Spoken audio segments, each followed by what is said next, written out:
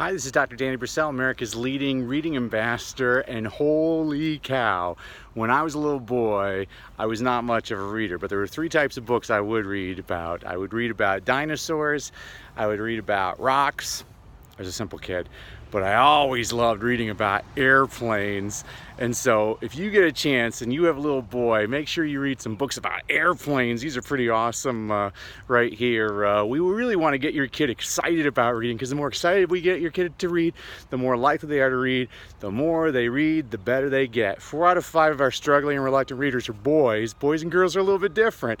And this isn't to say that girls don't love planes too. I know plenty of girls that love books about planes. But when I was a boy, I hated reading.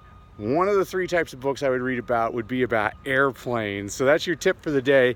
If you got a struggling or reluctant reader, especially a boy, make sure you read books about airplanes with them. Let me help you help your child read more, read better, and love reading. Join me in the Read Better in 67 Steps program. This is a web-based, highly interactive virtual training where you have access to me 24/7, and in just over 2 months, we're going to get your kid to become an amazing, passionate, and proficient reader. So make sure you join me.